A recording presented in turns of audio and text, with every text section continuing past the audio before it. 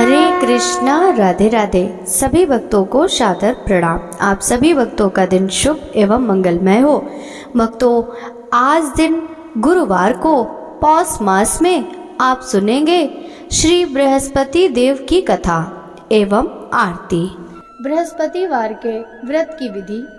बृहस्पतिवार के दिन जो नर नारी व्रत करें उनको चाहिए कि वे दिन में एक समय भोजन करें। इस दिन बृहस्पतिश्वर भगवान का पूजन होता है। इसमें केले का पूजन करना चाहिए। कथा और पूजन के समय मन क्रम वचन से शुद्ध होकर जो इच्छा हो बृहस्पति देव से मांगना चाहिए।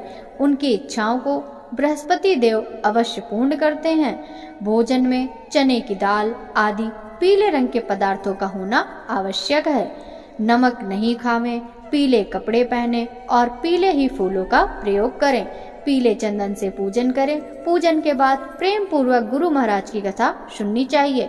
इस व्रत के करने से बृहस्पति महाराज प्रसन्न होते हैं। मन की इच्छाएं पूरी होती हैं। धन, पुत्र, विद्या, इच्छित फलों की प्राप्ति होती है।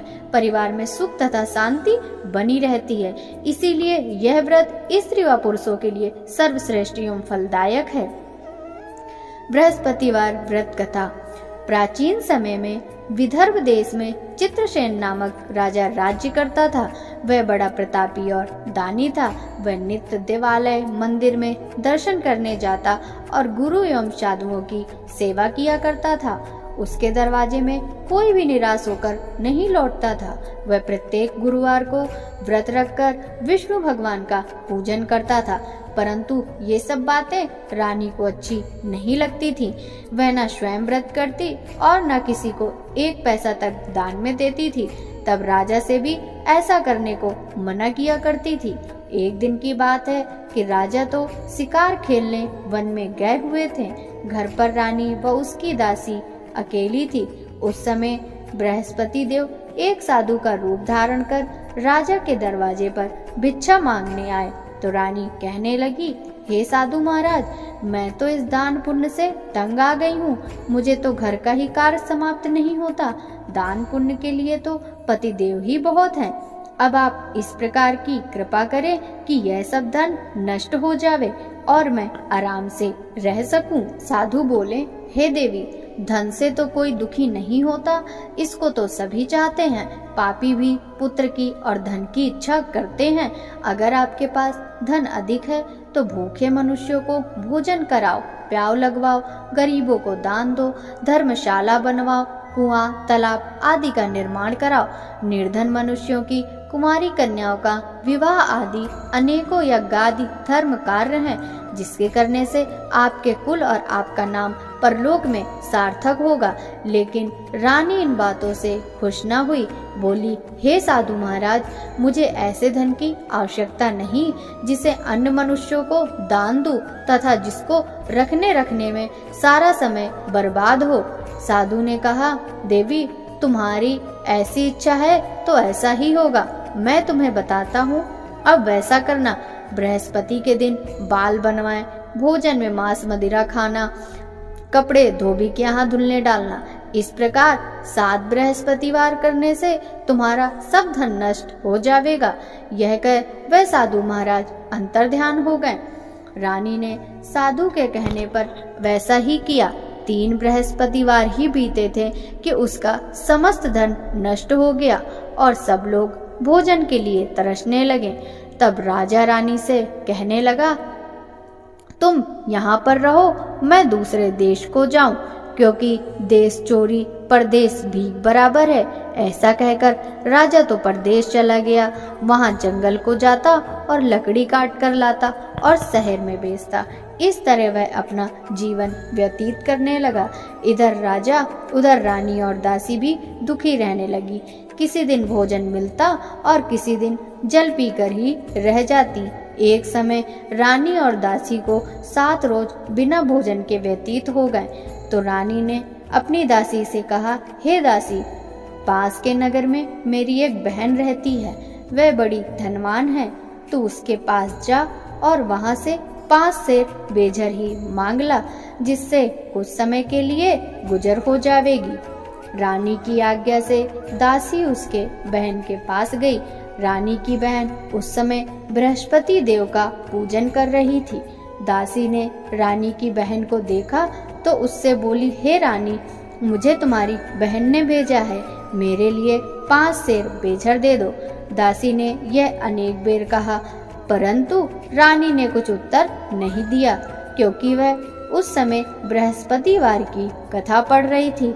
जब बांदी को किसी प्रकार का कोई उत्तर नहीं मिला तो वह बहुत दुखी हुई और लौटकर रानी के पास आकर बोली, हे रानी जी, तुम्हारी बहन तो बड़ी आदमीन है, वह हम छोटे लोगों से बात भी नहीं करती। रानी बोली, हे दासी, इसमें उसका कोई दोष नहीं है। जब बुरे दिन आते हैं तब कोई सहारा नहीं देता, अच्छे बुरे का पता आपत्ति काल में ही लगता है, यह हमारे भाग्य का दोष है। इधर उस रानी ने देखा कि बहन की दासी आई थी, परंतु मैं पूजा में लगी होने के कारण उससे नहीं बोली। यह सोचकर वह अपनी बहन के घर जाकर अपनी बहन से कहने लगी, हे बहन, मैं बृहस्पतिवार का व्रत कर रही थी, जब तक कथा होती है तब तक ना उठते हैं और ना बोलते हैं, इसलिए मैं तुम्हारी दासी से ना बोली। कहो दासी क्यों गई थी? रानी बोली, बहन, हमारे घर में अनाज नहीं था, इस कारण मैंने दासी को तुम्हारे पास से कुछ अनाज लाने के लिए भेजा था। बहन बोली, रानी जी, बृहस्पति भगवान सबकी इच्छाएं पूर्ण करते हैं, देखो शायद तुम्हारे घर में अनाज रखा हो। इस प्रकार के वचन सुन रानी घर के अंदर गई तो उसे एक घड़ा बेझर से भरा हुआ मिल गया। रानी और दासी बहुत खुश हुई। दासी कहने लगी, हे रानी जी, देखो, हमको अब जब भोजन नहीं मिलता तो हम हर रोज व्रत करते हैं, अगर इनसे व्रत की विधि और कथा पूछ ली जावे तो हम भी किया करेंगे।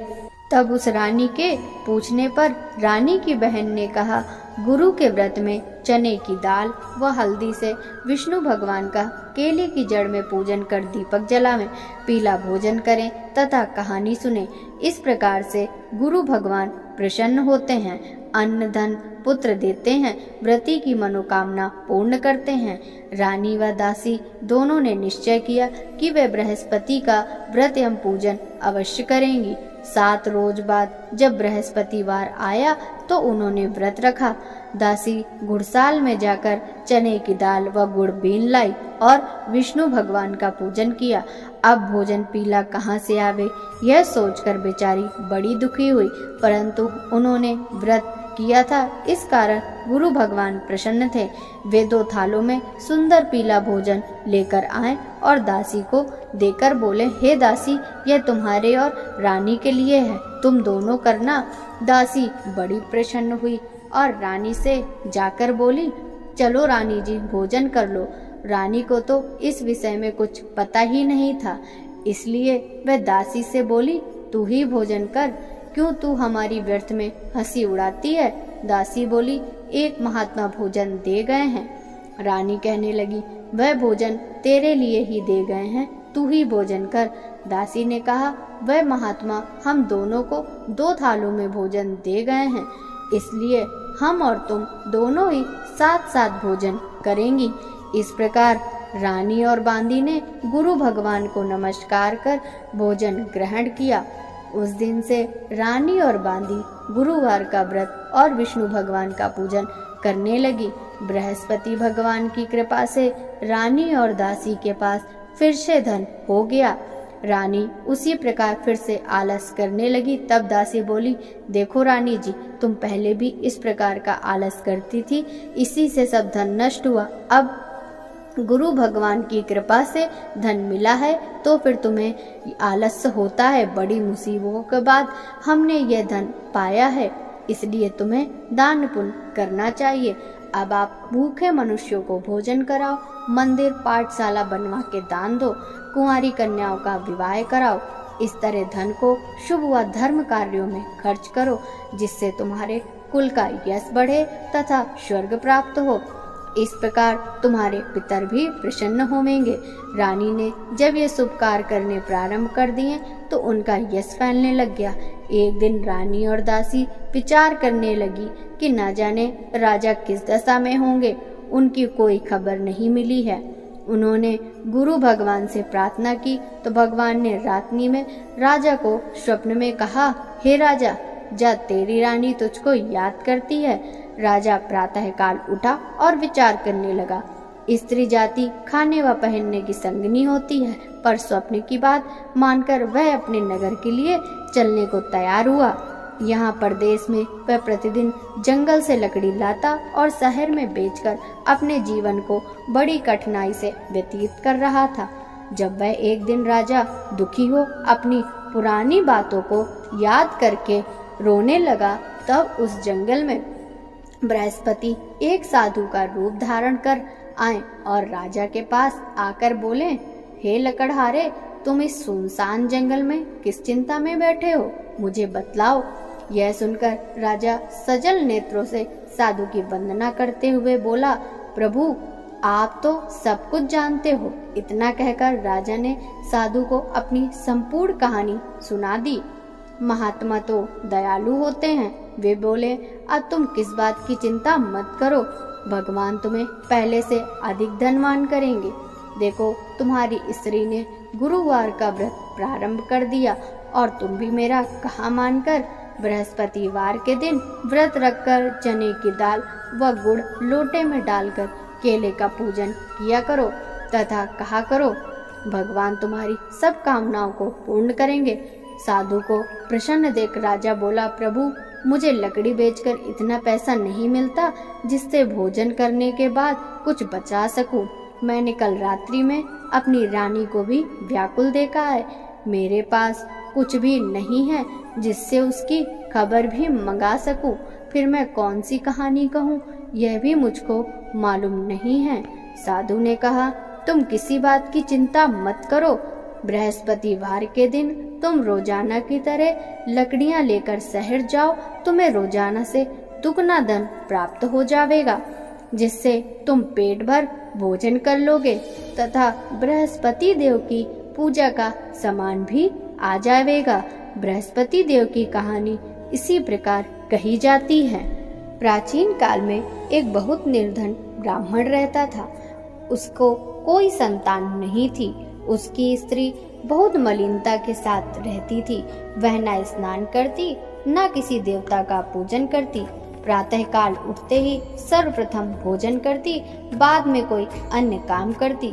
ब्राह्मण देवता बड़े दुखी थे। बेचारे बहुत कुछ कहते किंतु उसका परिणाम न निकलता। भगवान की कृपा से ब्राह्मण की स्त्री के कन्या रूपी रत्न पैदा हुआ। वह धीरे धीरे बड़ी होने लगी। बालिका प्रातः स्नान करके विष्णु भगवान का जप और गुरुवार का व्रत करने लगी। अपने पूजन को समाप्त कर वह स्कूल जाती। जाते समय मुट्ठी में जौ भर के ले जाती और स्कूल के मार्ग में डालती जाती। वे जौ स्वर्ण के हो जाते, जिन्हें लौटते समय वह बीन कर ले आती थी। एक दिन बालिका सूप में सोने के जौ फटक कर साफ कर रही थी कि उसके पिता ने देख लिया तो कहा, बेटी, सोने के जौ फटकने के लिए सोने का ही सूप होना चाहिए। दूसरे दिन गुरुवार था। कन्या ने व्रत रखा और बृहस्पति देव से प्रार्थना करके कहा, हे प्रभु, मैंने आपकी पूजा सच्चे मन से की है तो मेरे लिए सोने का सूप भी दो। बृहस्पति देव ने उसकी प्रार्थना स्वीकार कर ली। नित्य की भांति वह जौ डालती हुई पाठशाला गई। तब लौटते में जौ बीन रही थी। बृहस्पति देव की कृपा से वहां सोने का सूप मिला। वह उसे घर ले आई और उससे जौ साफ करने लगी। एक दिन की बात है, वह कन्या सोने के सूप में सोने के जौ फटक रही थी। उसी समय नगर का राजपुत्र वहां से होकर निकला। इस कन्या के रूप में अद्भुत कार्य को देखकर मोहित हो गया। अपने घर जाकर भोजन तथा जल त्याग कर उदास होकर लेट गया।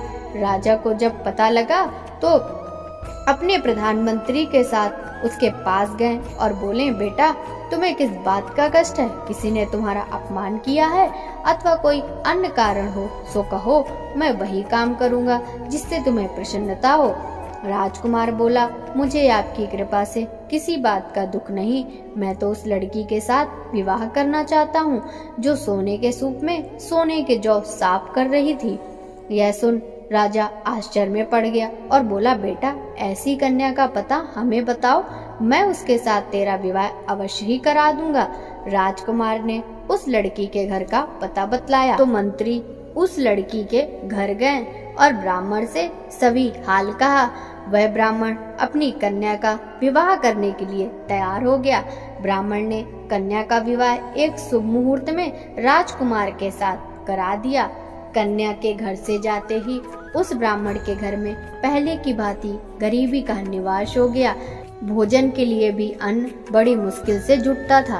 एक दिन दुखी होकर ब्राह्मण देवता अपनी पुत्री के पास पहुँचे।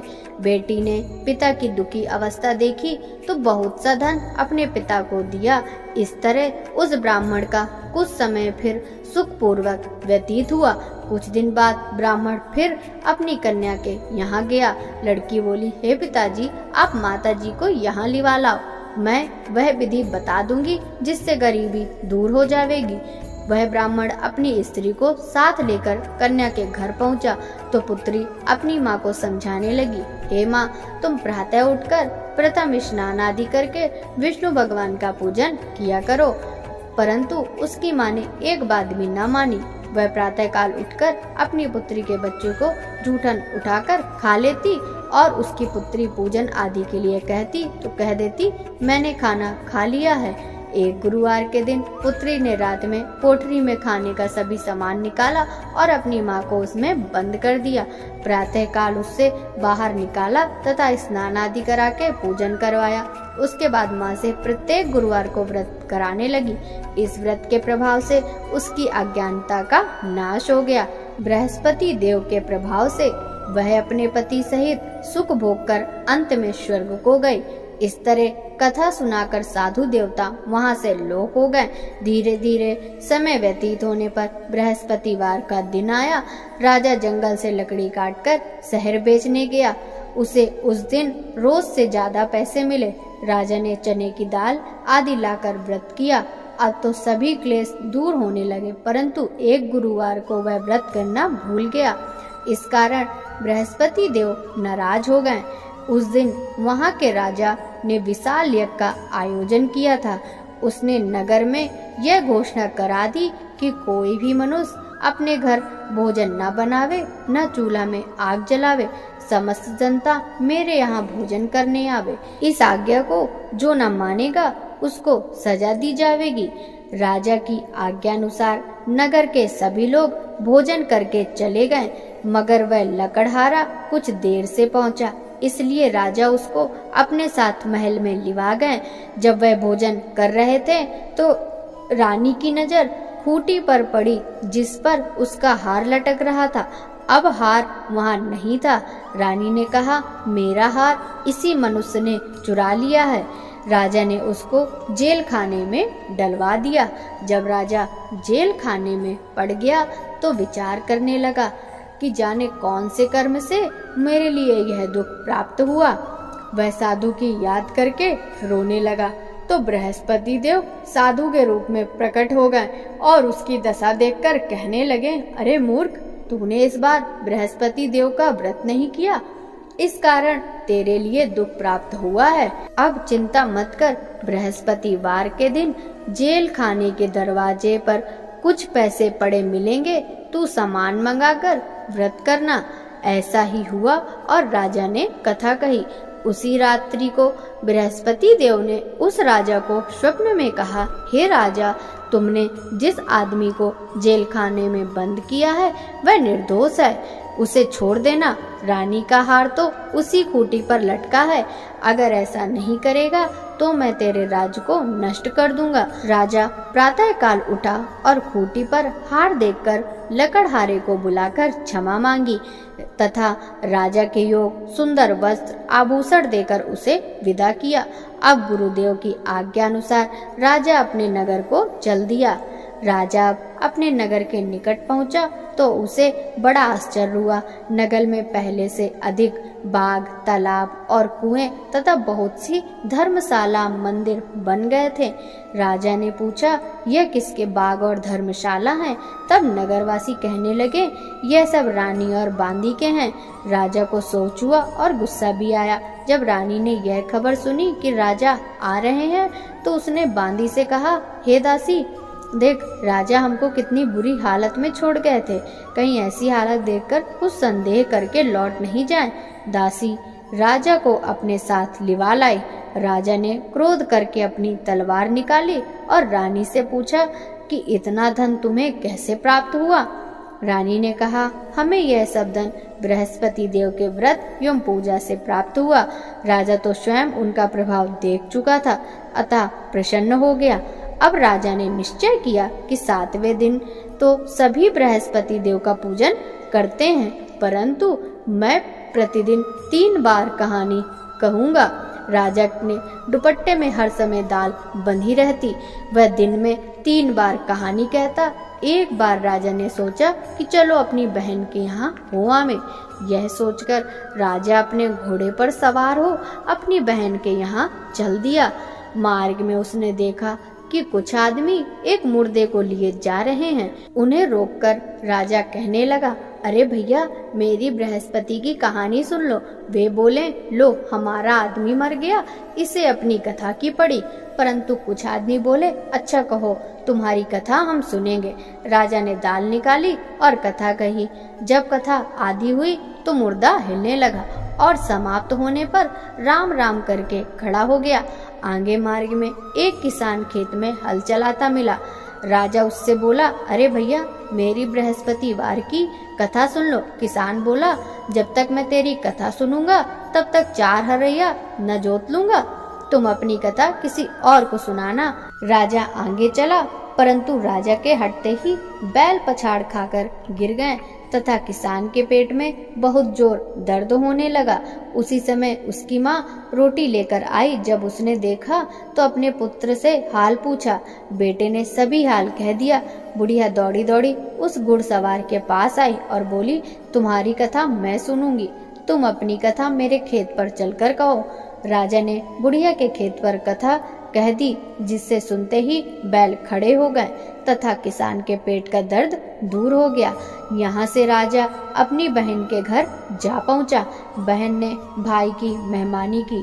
दूसरे दिन प्रातः राजा जगा तो उसने देखा कि सब लोग भोजन कर रहे हैं। राजा ने अपनी बहन से कहा कि ऐसा कोई मनुष्य नहीं है जिसने भोजन ना किया हो, वह मेरी बृहस्पति की कथा सुन ले। बहन बोली, हे भैया, यहाँ सभी भोजन पहले करते हैं और बाद में अन्य काम करते हैं। अगर कोई पड़ोस में हो तो उसे बुलाकर लाऊं, परंतु वहाँ उसे ऐसा व्यक्ति नहीं मिला जिसने भोजन न किया हो। राजा के फिर से कहने पर वह कुम्हार के घर गई, जिसका लड़का बीमार था। उसे मालूम हुआ कि उसके यहाँ 3 रोज से किसी ने भोजन नहीं किया। रानी ने अपने भाई की कथा सुनने के लिए उनसे कहा। वह तैयार हो गया। राजा ने उसके घर जाकर बृहस्पति की कथा कही, जिसको सुनकर उसका लड़का ठीक हो गया। अब तो सब और राजा और उसके व्रत की प्रशंसा होने लगी। एक दिन राजा ने अपनी बहन से कहा, हे बहन, अब हम अपने घर को जाएंगे, तुम भी तैयार हो जाओ। राजा की बहन ने अपनी सास से कहा। सास बोली, हाँ चली जा, परंतु अपने लड़कों को मत ले जाना, क्योंकि तेरे भाई के संतान नहीं है। बहन ने अपने भैया से कहा, हे भैया, मैं तो चलूंगी, परंतु मेरे साथ कोई बालक नहीं जाएगा। राजा बोला, कोई बालक नहीं जाएगा, तब तुम ही चलकर क्या करोगी? बड़े दुखी मन से राजा अपने नगर को लौटा। राजा ने अपनी रानी से कहा, हम निर्वंशी हैं, हमारा मुंह देखने का धर्म नहीं है। दुखी हो उसने कुछ भोजन आदि भी नहीं किया। रानी बोली, हे प्रभु, बृहस्पति देव ने हमें सब कुछ दिया है, हमें संतान भी अवश्य देंगे। उसी रात को बृहस्पति देव ने राजा को स्वप्न में कहा, हे राजा, अब सोच को त्याग दे, तेरी रानी गर्भ से है। यह सुनकर राजा को बड़ी खुशी हुई। 9वें महीने में उसे पुत्र पैदा हुआ। राजा बोला, हे रानी, स्त्री बिना कहे नहीं रह सकती, इसीलिए मेरी बहन जब बधाई लेकर आवे तो तुम उससे कुछ नहीं कहना। रानी ने सुनकर हाँ कर दी। लेकिन जब राजा की बहन ने यह शुभ समाचार सुना तो बड़ी खुशी से बधाई लेकर भाई के यहाँ आई। तो रानी बोली, मेरी ननंद घोड़ा चढ़कर तो नहीं, गधा चढ़कर आई। राजा की बहन बोली, भाभी यदि मैं ऐसा न कहती तो तुम्हें संतान कैसे मिलती। बृहस्पति देव ऐसे ही दयालु हैं, अपने भक्तों की मनोकामनाएं पूरी करते हैं। जो सच्चे मन से बृहस्पति देव का व्रत करता एवं कथा पढ़ता है अथवा सुनता है और दूसरों को भी सुनाता है, बृहस्पति देव उसकी सभी इच्छाएं पूर्ण करते हैं। बोलो बृहस्पति देव की जय, विष्णु भगवान की जय। ओम जय बृहस्पति देवा, स्वामी जय बृहस्पति देवा। श्रद्धा भक्ति बढ़ाओ, श्रद्धा भक्ति बढ़ाओ, संतन की सेवा। ओम जय बृहस्पति देवा। पार ब्रह्म परमेश्वर, पार ब्रह्म परमेश्वर, तुम सबके स्वामी। ओम जय बृहस्पति देवा। ज्ञान न जानू, ध्यान न जानू, नित्य करूं सेवा। ओम जय बृहस्पति देवा। तुम बिन गुरुदेव न दूजा, आस करूं जिसकी, प्रभु आस करूं जिसकी। मैं अज्ञान अगोचर, तुम फल के देवा। ओम जय बृहस्पति देवा। पार ब्रह्म परमात्मा, तुम हो प्राणपति, प्रभु तुम हो प्राणपति। दर्श दिखाओ मत तरसाओ, चारों फल देवा। ओम जय बृहस्पति देवा। बृहस्पति जी की आरती जो कोई नर गावे, प्रभु जो कोई नर गावे। दर्शन पावे जो ध्यावे, विघ्न कटे देवा। ओम जय बृहस्पति देवा। स्वामी जय बृहस्पति देवा। बोलो विष्णु भगवान की जय।